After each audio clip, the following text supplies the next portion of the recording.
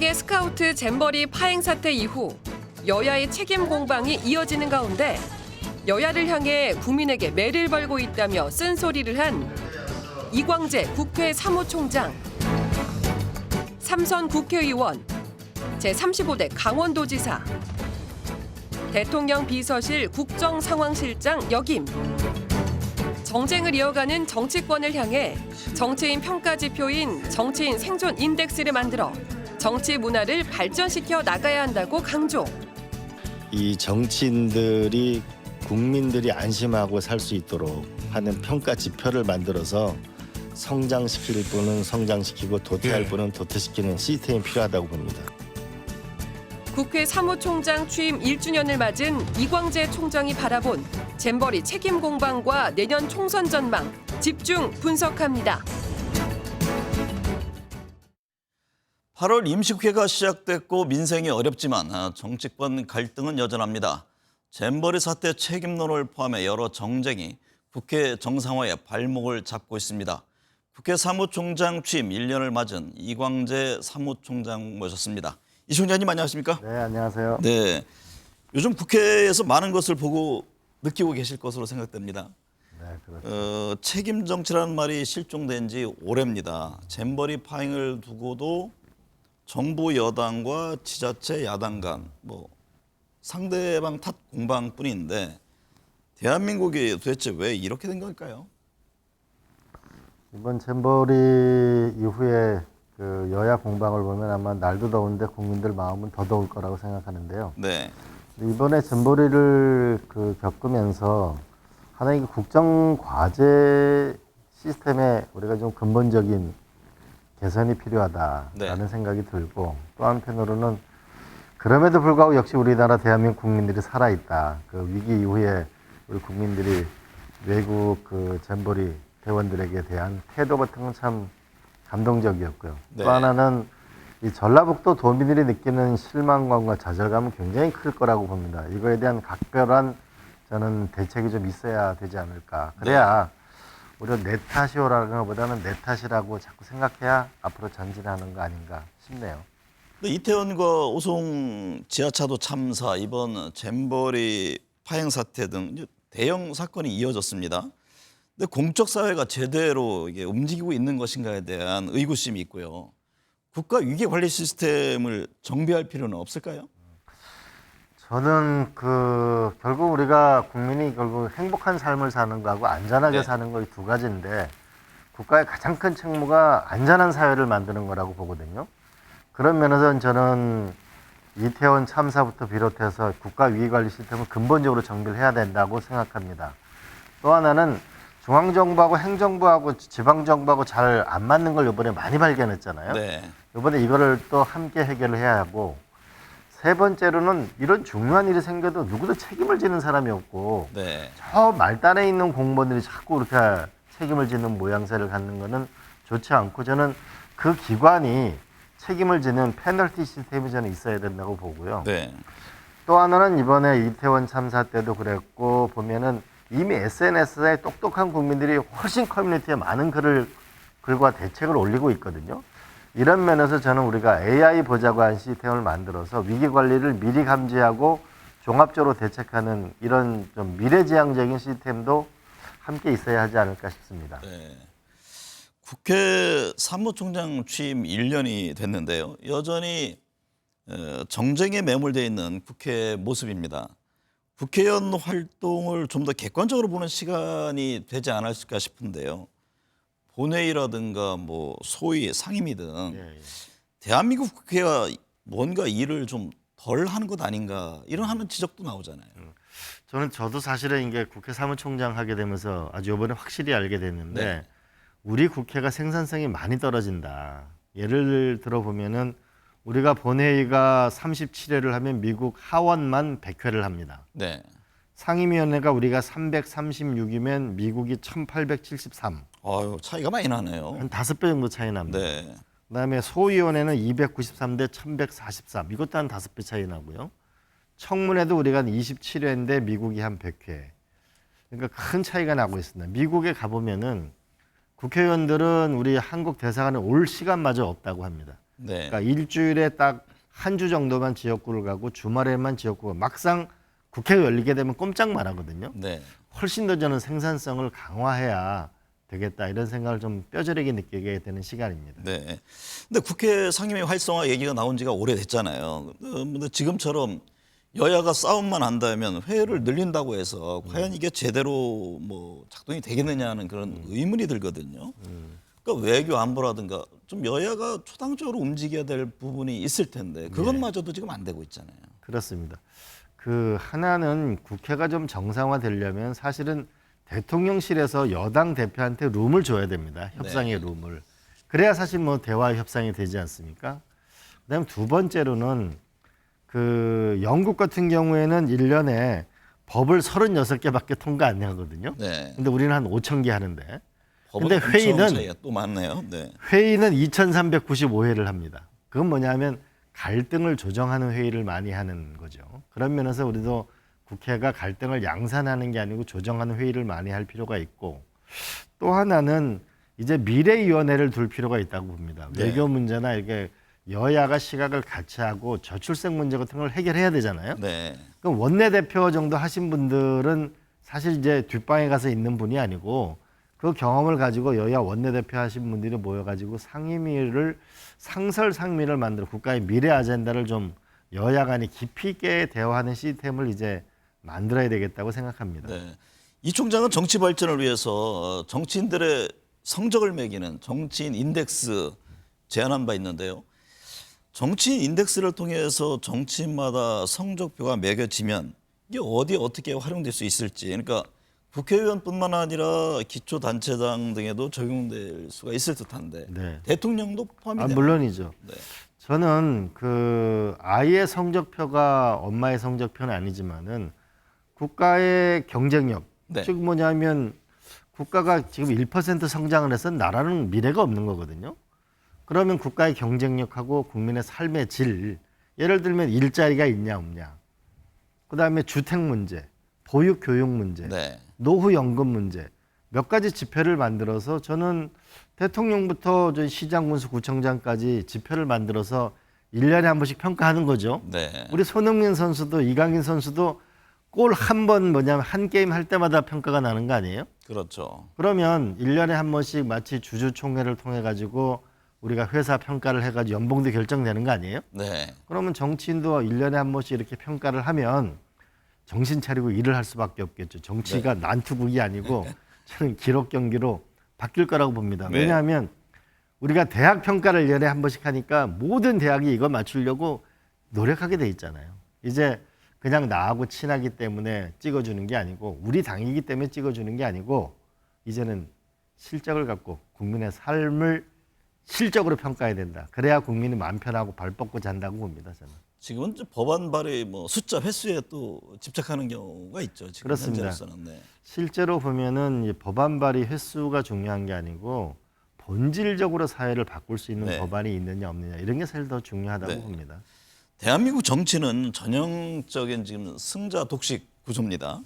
정치 양극화 해소를 하기 위한 방안으로 이뭐 선거법 개정 얘기가 나왔는데 지금 여야 견해차가 있고 답보 상태입니다. 어떤 선거 구조가 바람직하다고 보고 내년 총선은 과연 개정된 선거법으로 치를 수 있을까요? 이 선거법을 바꿔야 되는데요. 그러니까 현재로 봐서는 전국구는 근본적으로 바꿔야 된다는 것이 여야 합의가 있기 때문에 네. 아마 그 선거법 개정 관련 전국구 부분은 변화가 있을 거라고 보여집니다. 네, 지역구 문제는 현재 양당은 모두 사실 각자 위기라고 생각해야 저는 선거법에 동력이 생긴다고 보거든요. 네. 근데 조금 전까지만 하더라도 서로 이긴다고 했는데 지금은 자꾸 위기론이 커지고 있는 이때가 한번 기회가 아닐까 싶은데 네. 저는 일본의 오마이게니치라는 정치인이 이 소선거구제를 하고 나서 큰 정치인이 사라졌다라고 하는 걸 우리는 깊이 있게 생각해 볼 필요가 있고 이렇게 뭐냐면 대결 구도를 끝내지 않고 분열 사회를 가지고는 저는 분열된 땅에는 집을 지을 수가 없잖아요. 네. 정말 이거는 정말 막바지까지 최선의 노력을 다 해봐야 될 문제라고 봅니다. 이거는. 지금 현재로서는 어떤 전망이세요? 지금은 사실 의원님들도 바뀌어야 된다는 거 다 알아요. 네. 누가 고양이 목에 방울을 다느냐 문제인데, 자 이게 이제 국회의원들이 자기 선거구를 줄이고 없앤다는 게 어렵다는, 그게 지금 네. 가장 큰 모순에 있는데 여긴 좀 결단이 필요한 시기라고 봅니다. 이 총장은 국회 외통위원장 지냈는데요. 지금 미국, 일본, 중국 등 윤석열 정부의 외교안보 정책을 어떻게 바라보는지 궁금합니다. 아울러 최근 중국이요, 자국민의 그 한국 단체 관광을 전면 허용했는데 이게 어떤 변화의 시그널로 보여집니까? 그렇죠. 저는 결국은 이게 미국 중국의 이 경쟁의 핵심 본질은 네. 누가 세계적인 4차 산업혁명 기술혁명의 승자가 되느냐, 기술 전쟁의 싸움이라고 보거든요. 네. 그러면 결국은 역사적인 변화는 1차 혁명에 우리가 실패했기 때문에 중국이나 한국이 어려움을 겪었잖아요. 네. 2차, 3차 산업혁명은 박정희 대통령하고 김대중 대통령 때문에 우리가 IT 혁명을 했기 때문에 오늘날 대한민국이 있는데, 또 그런 IT 혁명을 못했기 때문에 일본이 잃어버린 30년이 됐거든요. 네. 그럼 4차 기술혁명의 승자가 되려면 전 미국과 잘 지내는 게 굉장히 중요하다고 봅니다. 네. 그러나 또 한편으로 저는 중국과도 잘 지내야 한다고 봅니다. 왜냐하면 중국이 큰 시장인 측면도 있고 결국 미국도 제한적으로 할 겁니다. 하이테크에서는 전면적으로 경쟁하고 미들테크에서는 결국은 협력할 수밖에 없습니다. 왜냐하면 작년에 중국이 미국에 대해서 최대 수출액과 최대 흑자를 했거든요. 이제 세계 경제는 맞물려 있습니다. 네. 그래서 하이테크는 우리가 미국과 강력하게 협력하고 또 한편으로 중국과도 우리가 협력을 해 나가야 된다. 저는 비스마르크라는 중국의 재상이 당시 합스부르크나 프랑스나 러시아 그 사이를 뚫고 결국 다선 외교를 통해 가지고 독일 통일을 이뤄냈거든요. 네. 독일 재상. 네. 그래서 그런 면에서 우리가 좀 지혜로운 외교, 네. 확실한 이익을 얻고 적을 덜 만드는 지혜로운 외교가 필요하다고 봅니다. 지난주 한미일 정상회의에서요, 그 북중러에 맞선 삼각공조를 강화했습니다. 그러니까 중국의 적의가 더 깊어질 것이다 이런 전망이 나오는데, 그럼 중국의 문제는 어떻게 풀어가야 합니까? 중국은 결국은 그 1+1이라고 보는데요. 그 중국에서 결국 미들테크 쪽에는 시장에서는 계속 협력을 해 나가야 되지만 또 네. 한편으로 중국 시장에 대한 불안감을 가지고 있잖아요. 그러면 동남아 쪽에는 화교가 많잖아요. 그런 면에서 중국과 또 한편으로 경제 협력을 하면서도 동남아 아세안이 10개국이고 대략 약 7억 7천만쯤 되는데 여기를 통해 가지고 또 한편 우회해서 중국과 협력하는 방식도 함께 찾아 나가야 된다고 봅니다. 지난번에 윤석열 대통령 만난 바 있으시잖아요. 네. 그 집권 2년차를 어떻게 보고 있고 어떤 점을 주문하고 싶으세요? 이제 집권 2년 차가 됐는데 저는 국민연금, 그다음에 교육개혁, 노동개혁, 그다음에 저출생 이런 방향은 잘 잡았다고 봅니다. 그런데 구체적으로 무엇을 하겠다는 건지가 지금 드러나지 않거든요. 네. 이제는 그러면 교육개혁 부분에 대해서는 국회에 정부 법안이 쏟아져야 합니다. 그래서 그걸 그렇죠. 갖고 지금 논쟁이 이루어져야 되거든요. 법이 바뀌어야지만 뭔가 실행이 그렇습니다. 되는 거죠. 그런 면에서 저는 이 개혁의 구체적인 내용을 정부가 빨리 법안을 내서 실체를 보여줘야 된다. 네. 그래야만 예측 가능한 나라가 될 거고, 아, 국민들은 이 정부가 이 길로 나가려고 하는구나. 그리고 국민들은 안심할 거라고 보고 시장이 또한 그에 반응할 거라고 봅니다. 네. 앞서 말씀하셨듯이 이 총장은 기술 쪽에도 관심이 많으신데요. 지금 의정 활동에 빅데이터, 인공지능을 접목시키기도 했고요. 21세기 세계는 뭐 기술 전쟁이라고 해도 과언이 아니잖아요. 그럼 우리는 기술 분야에서 어떤 노력을 기울여야 할까요? 제가 이제 오늘 아침에 조조 영화로 오펜하이머라는 네. 영화를 보고 왔는데 결국 미국이 이 맨하탄 프로젝트 때문에 원자 폭탄을 만들어서 2차 세계대전의 승자가 됐고 케네디 대통령이 나사 프로젝트를 통해서 전무후무한 미국이 됐거든요. 네. 전 그러면서 대한민국이 지금 세계 경제는 과학기술 전쟁이 핵심이라고 볼 수 있는데 네. 이걸 총괄할 수 있는 정부의 컨트롤 타워가 있어야 된다고 저는 생각하고, 두 번째로는 결국 민간에게 활력을 불어넣을 수 있는 시스템이 저는 제일 중요하다고 봅니다. 네. 그리고 또 하나는 무엇보다는 결국은 AI하고 반도체에서 미국과의 실질적 협력이 일어나느냐. 네. 네, 두 번째로는 우리가 AI가 로봇과 장착되는 게 미래인데 그러면서 보스턴 다이내믹스라는 현대자동차 인수하는 게 미국 대학생이 가장 가고 싶은 회사 1위잖아요. 네. 그러면 AI는 미국에서 연구를 하더라도 그 공장을 한국으로 가져오는 대규모 결정을 하면 저는 자동차 부품 산업은 일었을 거라고 봅니다. 네. 세 번째로는 요번에 스타워즈 우리가 전쟁이 일어나는 양태를 보게 되면 스타링크가 굉장히 중요하잖아요. 네. 우크라이나. 그러면은 한국의 5G, 6G와 세계적인 저궤도 위성이 어떻게 만나는가가 또한 중요할 거라고 보고 네.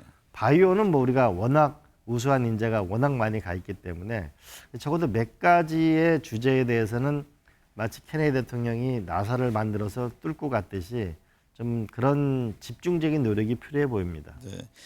친정인 민주당 안에 뭐 친명, 비명, 친문, 개파를 둘러싼 얘기들이 나오고 개혁을 놓고도 입장 차이가 있습니다. 민주당 상황은 어떻게 보고 계세요? 제가 이제 탈당한 상태이기 때문에 네. 정치에 대해서 얘기하는 건 바람직하지 않아 보이는데요. 어쨌든 윤석열 대통령 지지도가 38%라는 점은 야당에게는 기회가 많다는 뜻이기도 합니다. 네. 그런데 국민의힘, 민주당 모두 대통령 지지도보다도 낮다는 점은 위기의 징후라고 볼 수 있죠. 네. 그런 면에서 결국은 국민의 마음과 함께 하는 건데 국민의 마음은 무엇일까라고 보면 결국은 이 먹고 사는 문제, 경제에 대한 불안감을 해소하는 것. 그다음에 두 번째로는 많은 국민들이 말을 안 해서 그렇지 이 한반도에 유사 상황이 생기는 거 아닌가라는 위기 의식이 있거든요. 네. 이런 안보에서의 안정감, 이 두 가지를 어떻게 국민들 마음속에 파고드느냐가 중요하지 않을까 싶습니다. 여러 선거 경험이 있으신데요. 여야 할 것 없이 개혁과 인물 수열, 뭐 공정한 공천 등을 강조합니다. 내년 총선의 핵심 이슈는 무엇이 될까요? 어떤 전략을 세워야 승리할까요?